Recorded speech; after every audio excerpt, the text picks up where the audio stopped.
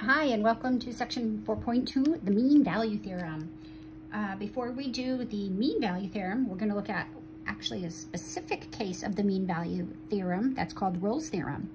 So what Rolle's theorem says is, well, first we have to have a function that satisfies these conditions.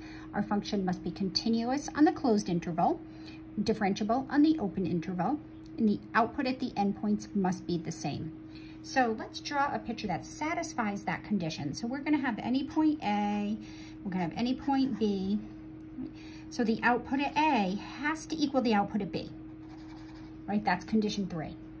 The interval must be closed, it's continuous, so it's defined at both the endpoints, and it behaves well in between the endpoints, meaning no points, no cusps, no breaks, no jumps. Right, so we're going to draw a smooth, continuous, nice behaved graph between A and B. So put any 2 points on your paper at the same height, because that's the third condition. The output at A has to equal the output at B. We draw any nice, continuous, well-behaved function, so I have to pass the vertical line test that connects these points. So I'm just going to do this right there. So now what Rolle's theorem says, if all 3 of these conditions are satisfied, the function's continuous on the closed interval, it's differentiable everywhere in between, and the output at the endpoints is the same, that somewhere between A and B, the derivative of this function must equal 0. So in order to get from here to here, either we go straight across, in that case the derivative would be 0 everywhere. If we go up, Rolle's theorem saying we have to come back down to get to that point. If we go up, and in my case I went below the point, I have to go back down. So in my case, I actually have 2 values of C. I have one here and I have one here. Both of these places, the derivative is C. So I'm going to call that my first one, my second one. You may only have one, but you're guaranteed to have at least one. So the derivative at each of these values is 0. You're guaranteed a minimum of 1. The way I drew my picture, I got 2. So let's look at an example. Given the function x squared minus 3x plus 2 on 1 to negative 4, verify the hypotheses of Rolle's theorem are satisfied and find the values of C that satisfy the condition. So when asked to do this, it's really important that we do this. The hypotheses are 1, f is continuous.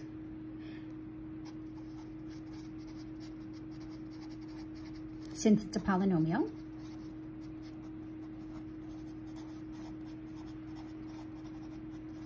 Polynomials are continuous everywhere. That's in our section on continuity. F is differentiable.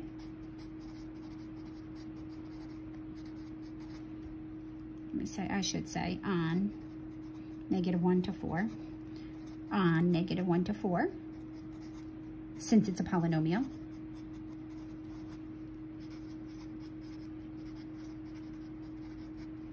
And we can just say that polynomials are continuous and differentiable everywhere.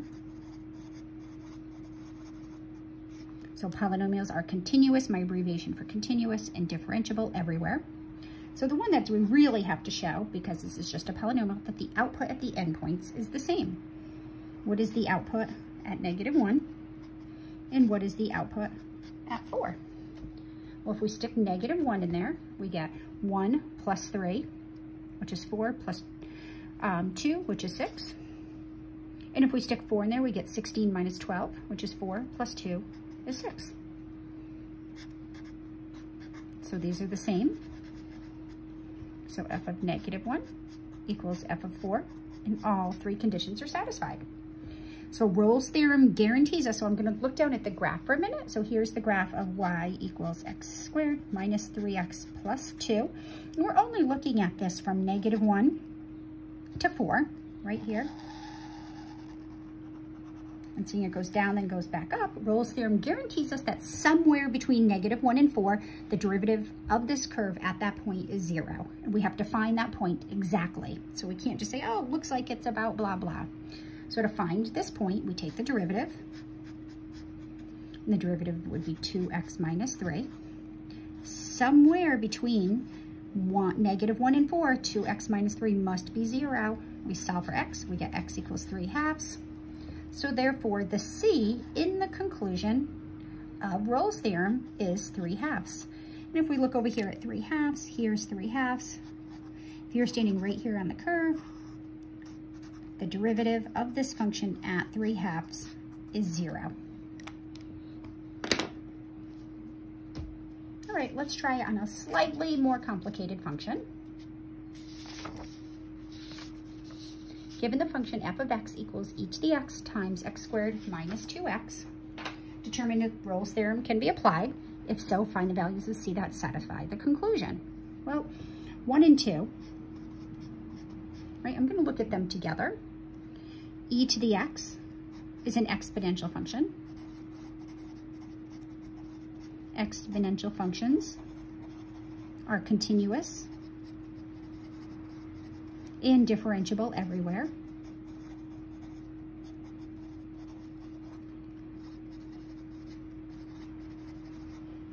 And x squared minus 2x is a polynomial.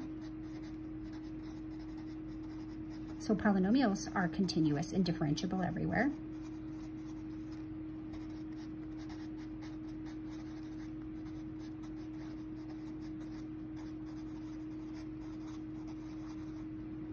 Okay, so polynomials are continuous and differentiable everywhere. E to the x is continuous and differentiable everywhere. So we have two parts that both are continuous and differentiable everywhere. So e to the x times x squared minus 2x is continuous and differentiable everywhere. The product of two continuous functions is continuous.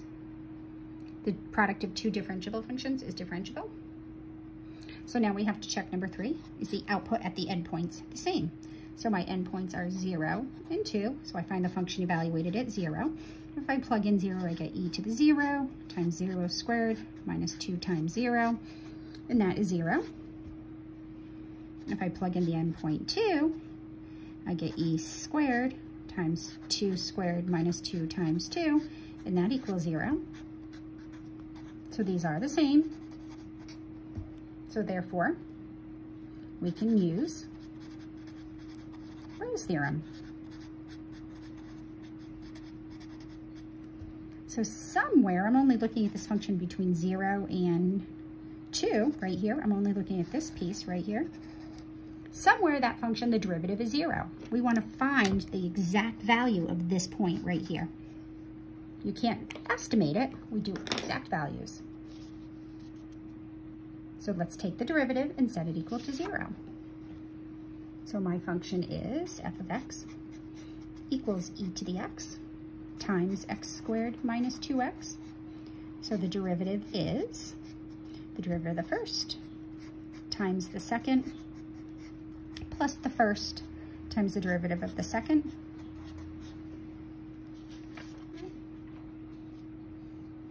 I'm going to factor the e to the x out. I factor e to the x out, I get x squared minus 2x. That e to the x is now gone. I get plus 2x minus 2 from that term. So I get e to the x squared minus 2. So that's the derivative. So somewhere this derivative must equal 0, and that value must be between 0 and 2. Well, we have either e to the x equals 0. We use the 0 product principle. X squared minus 2 is 0. So either e to the x is 0 or x squared minus 2 is 0. Well, e to the x is never 0. So really, this just comes down to solving this little tiny itty bitty quadratic equation. So x squared, when x squared is 2, when x is equal to the positive or negative square root of 2. Right? But we're looking, we only care about what's going on between 0 and 2. So this value right here must be the square root of 2. So we're going to exclude the negative square root of 2 because it's not in our interval of interest. Therefore, my only answer is C equals the square root of 2. So right here, this function bottoms out at the square root of 2. If I would have went further over, let's say from -5 to 2, then we would have also gotten this point where the derivative is 0, and that would have been that other number, the negative square root of 2. All right, so that is Rolle's theorem. Again, Rolle's theorem is a specific case of the mean value theorem. So now we're going to look at the overall bigger result, which is called the mean value theorem. Mean meaning average. Notice the conditions, the hypotheses of the mean value theorem. The first two are the same as the hypotheses for Rolle's theorem, but we're excluding the third one. So the output of the endpoints does not have to be the same. If the output of the endpoints is the same, then we have Rolle's theorem, which is a specific case of the mean value theorem. So what the mean value theorem says, let's have, I don't care, anywhere from A to B, right? And we're gonna have an output at A, and that's gonna be f of A. We're gonna have an output at B, I'm just gonna put it up here, and that's gonna be f of B. So we just need to have a nice continuous function. I'm just gonna do this, like that between the 2 points. Now what mean value theorem says, it says there's at least one value between A and B where the derivative at that point is the same as the slope of the line connecting the endpoints. So if we draw the line connecting the endpoints, right, the slope of this line would be the change in y all over the change in x. So what the mean value theorem says is that somewhere between A and B, you can stand on this curve and the steepness is going to be the same as if you were standing on the line connecting the endpoints. So if you look, like clearly it wouldn't be right here, because right here, that's way too steep. It's not as steep. It wouldn't be over here because you're going downhill over there and that's going uphill. So sometimes I just take my pen and I sort of glide it along and I say, oh, look, about right here would be a good choice for my value of C. So we want to be able to find that C exactly. So the slope at C. It's going to be the same as the slope of the line connecting the endpoints. And in this case, I think we'd have another one. It looks like we'd have another one over here. So in this case, there would be 2 values of C. So Rolle's theorem, all we did is we put these points on the same horizontal line. So the slope of the line was 0, and f prime of C would be 0 because f of B equal to f of A. In this case, it doesn't have to. So let's look at an example. Let's apply the mean value theorem to the function f of x equals x to the 2/3 on the interval from 0 to 1. So what this is saying, if we look from 0 to 1, and we look at the slope of the line connecting those endpoints, right there. Somewhere between 0 and 1, if you're walking along the curve, it would have the same steepness of the line connecting the endpoints. All right, so what we need to do, the mean value theorem, well, 1 and 2, f is continuous and differentiable everywhere.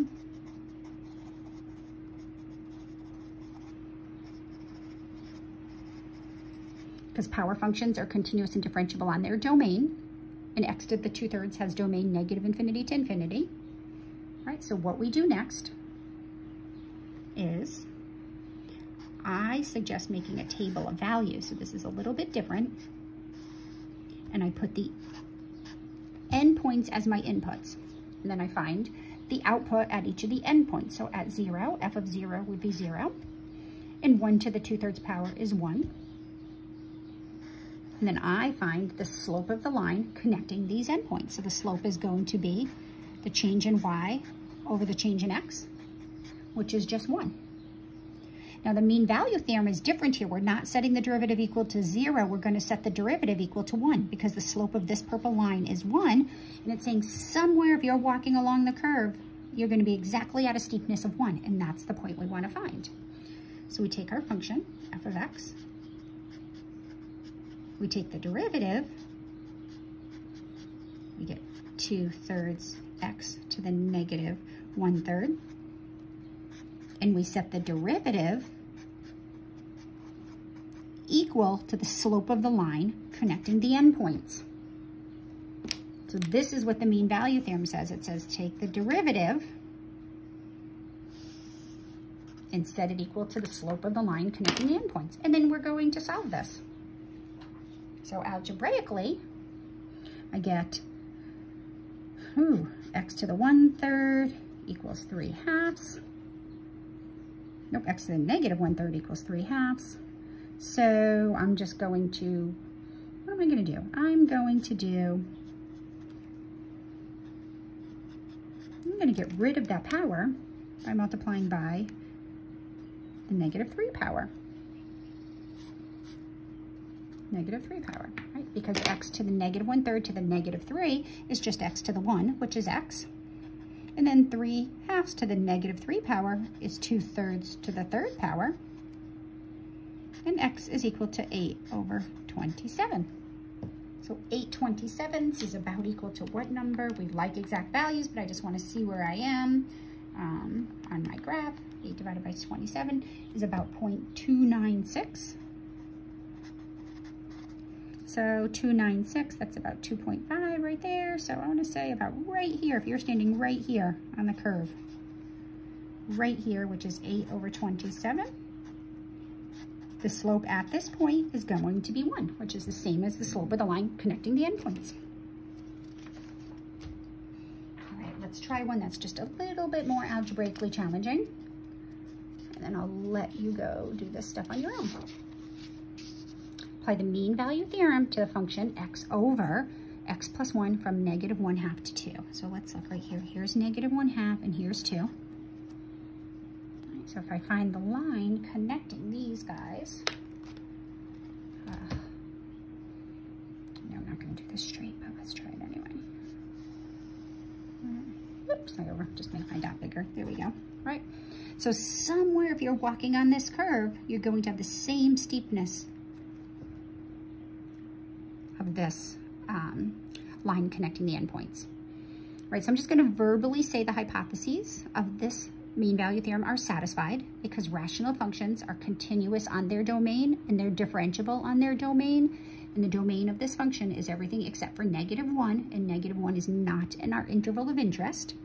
So for every number between -1/2 and 2, this function is continuous and differentiable. Right, so we're going to just write that down. Rational functions are continuous on their domains. All right, so here the domain of f is -∞ to -1, union -1 to infinity, and this interval falls within there, so we're good. So now we're going to make a table of values. We're going to check the output at the endpoints. Okay, so now here you just have to be really super careful. -1/2 over -1/2 plus 1 is -1/2 over 1/2, which would be -1. Then put 2 in, that's simply just 2/3. And we find the slope of the line connecting the endpoints, 2/3 minus -1, all over 2 minus -1/2. Be really careful. Feel free to do these fractions on your calculator, although you should be able to do them. So somewhere, the slope of this line right here, I'm sorry, I take that back. So the slope of this line is 2/3. So somewhere on this curve, f of x, between -1/2 and 2, the slope must be 2/3. So we have to find that value. So we're going to take the derivative and set it equal to the slope of the line connecting the endpoints. So here's my function f of x equals x over x plus 1. The derivative is, well, this is a quotient, so we're going to need to use the quotient rule. Derivative of the top times the bottom minus the top times the derivative of the bottom, all over the bottom squared. We're going to clean that up and set it to 2/3. So we have x plus 1 minus x. It's just 1 over x plus 1 squared equals, so this is what the mean value theorem is guaranteeing, that the derivative is equal to 2/3, somewhere between -1/2 and 2. So we're going to solve this. I'm going to cross multiply. I'm going to get 3 equals 2 times x plus 1 squared. I see that this is going to be a quadratic equation, so I'm going to distribute, and I get 2x squared plus 4x plus 2. And I'm going to subtract, I'll do 3, and then I'll subtract 3 from both sides. So I get 0 equals 2x squared plus 4x minus 1. Now you can try, but this is not factorable. So we're going to use the quadratic formula. And when we use the quadratic formula, we get x is equal to negative b plus or minus b squared minus 4 times a times c all over 2 times a. We clean that up and we get x is equal to negative 4 plus or minus the square root of 24 all over 4. I don't like the square root of 24. I'm going to write that as 2 square root of 6 over 4. So my two numbers are going to be -1 plus 1/2 square root of 6. And the other number is going to be -1 minus 1/2 square root of 6. Now be careful before you go type those in, because those numbers have to fall between -1/2 and 2. One of them guaranteed will, maybe both of them, but it's important that you check, because if you just enter both of them, it will mark it incorrect. So let's check. -1 plus 1 plus 1/2 square root of 6 is about equal to, let's see. Okay, so let's pop this in our calculator. -1 plus 1/2 square root of 6 is about equal to, this is about equal to 0.22. I don't need to be much more precise than that, because all I want to see is if it falls into my interval. So this is -2.22. So my interval of interest was -1/2 to 2. And this number falls in that interval of interest, right? But this one does not. So something must go on to the left of -1/2, where the slope would be the same, but we don't, that's not our concern. We're at about 0.22, which is about right here. So the coordinates of this point right here, or the x value, is x is equal to -1 plus 1/2 square root of 6. Again, we're looking for precise values. This is calculus. You are completely capable of doing exact values. All right, have fun with those problems. I'll catch up with you soon.